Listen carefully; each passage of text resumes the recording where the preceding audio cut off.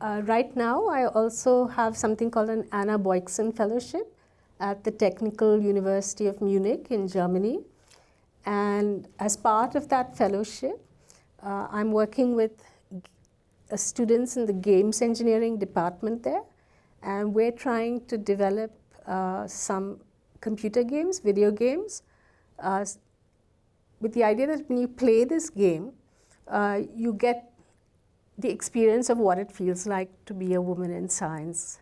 I had hoped that they would be ready by now so that you could play them, but unfortunately they're still in development, so not quite ready to play. There are various kinds of games that we're doing, and so this is something we do.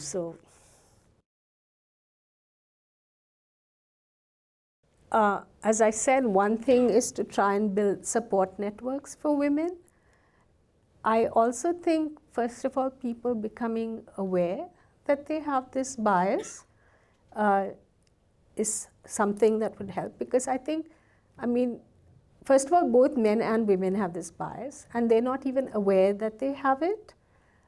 So if somebody can point it out to them, then it would maybe help. But it's not easy. Like, I was once on a committee, a selection committee, where a woman who was way more qualified than the man didn't get the job because people said things like, I don't think she's driven, I don't think she's original. Now, these are things which is very hard to quantify, right? Because these are very subjective assessments. And then when I later told one of the men on the committee that I thought maybe gender played a role in these assessments, he was really angry with me, and he wrote me an email saying, kindly spare me the pleasure of such discussions in future. So it's very hard.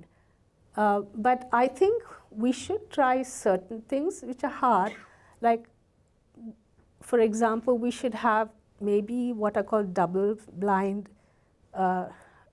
evaluations, where you don't know the gender of the person whom you're evaluating. It's very hard to do in science because, if you're evaluating publications, it's very easy to just look up the publication and see whose publication it is. But I know, for example, in music, in orchestras, they found that if people are auditioning for an orchestra, men were chosen over women, and they just did this simple thing that they made them play behind a screen, so you could not see who was playing. And then a lot more women were selected. It's hard to do in science because typically you have to give a talk, you have to give your list of publications, and it's very hard to hide the gender of the person. Yeah, I understand what you're saying because certainly I'm on a huge number of committees, and I strongly suspect I'm on those committees because they need a woman on it. And it's also not fair because it means that I get less time to do research because I'm on so many more committees than my male colleagues. But I still say yes because I feel it's important that they have a woman on those committees. And also about the level playing field, I think if you put women on these committees, it is not that, I think that's where you level it, because we've had so much other discrimination against us. I don't think, it's the same thing about reservations and affirmative action, etc. Are you leveling it, or are you unfairly favoring the women? It is, first of all, women tend to have this imposter syndrome where they think they don't deserve their success. And then when they get success, they strongly suspect, okay, I'm getting this because I'm a woman. And internationally, for me, it is like I tick two boxes. I'm a woman of color. So it's like, oh, okay, if we put Shobhana on this, then two things we have achieved. So I do suspect that, but I feel I have to stop thinking that way. I have to tell myself I'm there because I deserve it, and I have to accept it. But I do think, sometimes it does put a burden on me, not because I feel I'm a token, but because I feel I'm stretched too much because I'm put on too many committees. But there are lots of other women around whom they just don't think of. I mean, sometimes, similarly for giving talks at conferences, they will say, oh, there are no women we could have invited. But if they looked, they are there. So it's just that people, I think, are lazy. They don't make the effort. For example, I'm on the committee of an international series of conferences, which every year 3 people organize. And one year, all 3 of us were women. And the way it works is you give a list of names to a committee who then votes on who should speak. We just made sure there were lots of women on that list of names. And then when they voted, a huge number of women got selected. And it was just that nobody had made the effort to give them women before.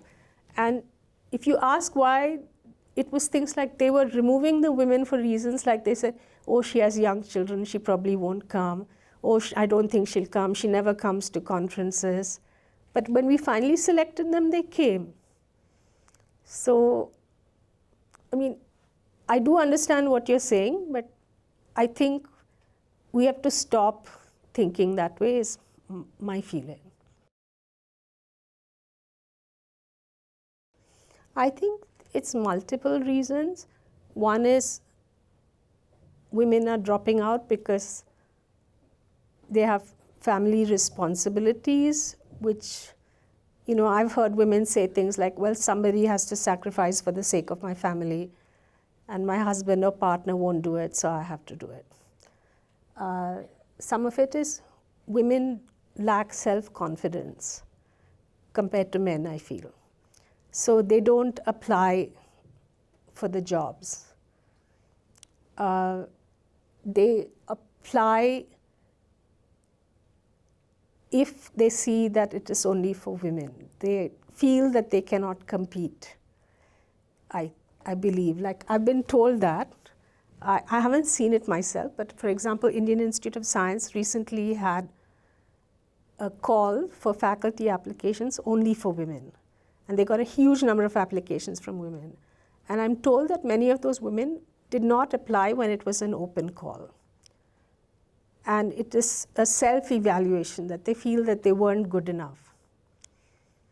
And I have mixed feelings also about things like this open call, because I think this way they do get good women faculty, but then those women are forever branded as being hired through the women call, and they're not given the respect they deserve because people say, oh, you only got in because of the women's quota.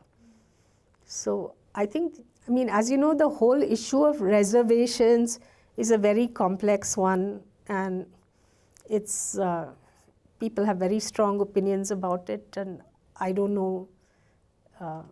It's not easy, but I still think it should be there. When I was younger, more junior in my career, the way I would speak, ask a question or make a comment, I would always start by saying, maybe I am wrong, but, or maybe I didn't understand you, but. And then I found that people were just dismissing me. They didn't pay any attention to what I said. So I trained myself not to say those things and to make statements of facts or bold questions. And then people started saying, you're really aggressive, or sometimes I was told I'm really rude. And I don't think I was rude. If a man had said the same thing, they wouldn't have said he was rude. So it is a bit of a problem for women. If you're soft-spoken, they just stomp all over you. And if you're not soft-spoken, then they think you're really nasty. So it is hard, but I have learned to speak up. But it still happens to me sometimes that I'm trying to make a point again and again, and men just don't let me speak. Or sometimes I make a point and no one notices it, and then a man makes the same point and everyone says, oh, he made the point. It does happen. But one just has to keep trying. And I think I am, as a result, seen as a rather aggressive person, which I really don't think I am by nature. I'm not a pushy person, I'm not an aggressive person, but I've had to get labeled as one if I want to make my points. I think you have to educate people about bias and implicit bias. I have to say that most of the time when I've been on hiring committees recently, I did not see bias, or at least explicit bias. And this has changed, okay? I mean, 30 years ago, I did see people make comments which I thought were totally unacceptable. But I don't think in India the policies are bad. I think it is the enforcement of them or the mindset that is bad. We actually have, for the most part, rather progressive policies. And for example, in the US, if you're in a university, a private university, everybody gets a different salary, which is negotiated. And as a result, in general, men get paid much more on average than women do. And when I talk to American women and they learn that here men and women get paid the same, they think that's remarkably progressive of us. Okay, whereas this is something we just take for granted, that of course, if you do the same job, you get paid the same. So I don't think there's too much in policy. I think, however, for example, we have rules against sexual harassment, but I think sexual harassment is still a real problem, and these rules are not enforced well. People are rarely punished for flouting these norms. So it's a culture that has to be changed, which is much harder to change than change rules and policies, I think. Okay, so this thing of male bonding rituals is a slightly tricky one. I think it may be changing with time, but I'm like 1 or 2 generations above you. But what I found at work was that the men, for example, go drinking together after work, and they never invited me. They were uncomfortable if I wanted to go, and once when they were going, I actually asked them, can I join you? And they said no. And I was totally shocked that they said no. And I said, how can you say no? And one of my colleagues actually said, a decent woman wouldn't come along. So there's still some, in some ways we're still a very conservative country. We have all these ideas about how women should behave, and they shouldn't hang out with the guys, they shouldn't behave as one of the guys. The other thing is, see, it's very hard being a woman because you're surrounded in science or in any male-dominated culture, because you're surrounded by men. Usually there are no women to network with, to hang out with. And for example, early in my career, like there were no other women in India. So I had a male friend I would go to lunch with, etc. And then everyone started saying we're having an affair. And then, then it became really awkward. And so then you have no choice but to be alone. And I've had, all kinds of such comments made to me. So what I have found, it's not that I don't have male colleagues whom I'm friendly with now, and I do, and I go to lunch with them. But I found to have a female network of support is very important. And the advantage nowadays is that your female network need not be where you work. It can be in different institutions in the same city or different networks internationally, because you can do a WhatsApp call, you can do a Zoom call, whatever. So I have I have a very tight female network of support, whom really we all prop each other up. We also sometimes nominate each other for awards or fellowships, etc.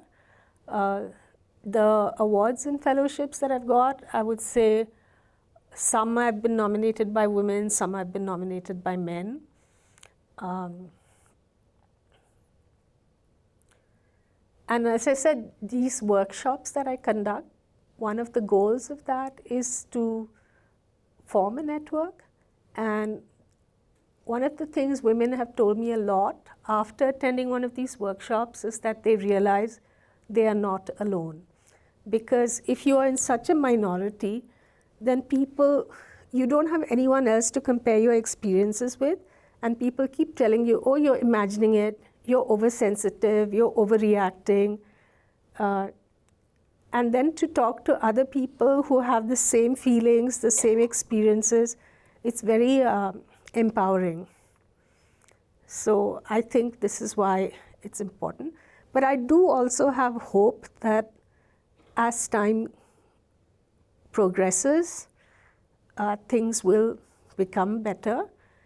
If I ask my students, when they are students, they say they have no trouble, that they don't feel discriminated against or isolated because of being women while they're doing their PhD, for the most part. But also, of course, they're my students, so hopefully that helps. But some students do have a hard time. But I think the real problems start happening when they're older.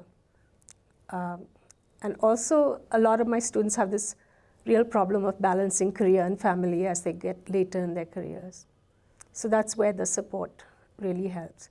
So in our group, one thing we do is, it slipped a bit recently, but all the women who have been in the group at any time, once a month we do a Zoom call and just chit-chat for support. So I actually, for the most part, in physics, thought it's a disadvantage if you're attractive.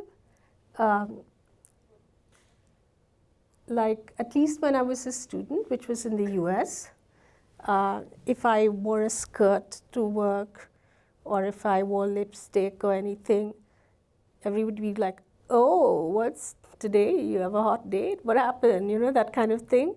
And I felt I wasn't taken seriously as a scientist unless I made myself look as much like a guy as possible.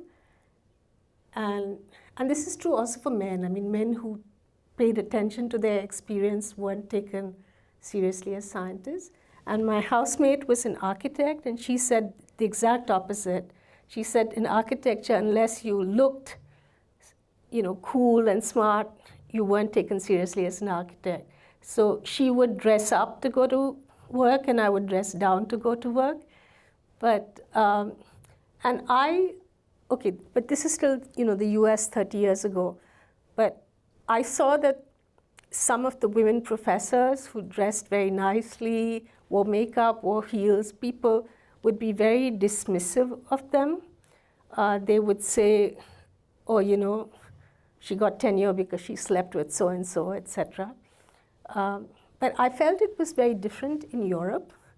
In Europe, it was okay for women to look nice. In India, I still think in India that if you look attractive, it hurts you as a scientist. Yes, I think so. I mean, I think maybe not specific positions, but you can say, for example, 50% of the board has to be women or something like that. But that has to be done at the governmental level because the government controls it. And so I feel, one thing the government does, which I don't completely agree with, the government says it wants to promote women in science, but how it does is have separate things for women. It has separate grants for women. It has separate fellowships for women. I don't think that's the way to go about it. It should say that it should ensure that in the fellowships that are open for everybody or the grants open for everybody, there is adequate representation of women there. Otherwise, it's sort of like a ghettoization of women, which I don't like. Because, for example, there's the Indian Science Congress, which is, I mean, it's sort of a political thing, but it's also a important showcase of Indian science. And then, because very few women were speaking there, they've made a separate thing called the Women's Science Congress, and as part of it, and the women speak there, and I've spoken there, and it's just, a few women in the audience, no men come to listen, and hardly anybody listens to that. It would be easy to say instead, make sure that, you have lots of women talking in the Indian Science Congress. And we recommended this as part of a committee several times, but it has never happened.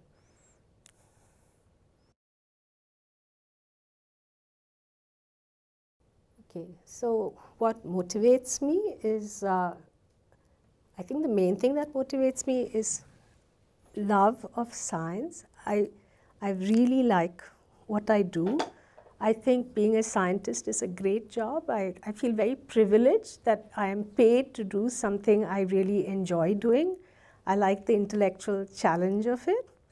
The obstacles I faced were two kinds. One is sort of sometimes the hostile or chilly climate that I was surrounded by, but a lot of it was self-doubt and lack of self-confidence. I mean, people who look at me think I seem very confident, but I'm not. I mean, constantly plagued by self-doubt, fear that I'm not good enough. And this, I think, many people have, but I think it is maybe higher amongst women than men. And so that is something that's hard to deal with. What motivates me also to do these things, these extra activities for women in science, is I really get mad when I see injustice and unfairness. It really makes me angry. And I feel I have to channel that anger into doing something positive. And this anger with injustice, I think I get really from my parents, my mother, who's sitting there, and my father, who are both very successful in their own careers, but also had this strong drive of, a strong moral sense and a strong feeling that one has to fight for social justice, for equity, etc. I have to say that, for your question in general, I think in some ways my background is very privileged because I had a scientist father and a feminist mother, and so I didn't have to fight my family, which many women do. So I had full parental support for what I did. So I think in that sense, I'm very privileged. Thank you so much.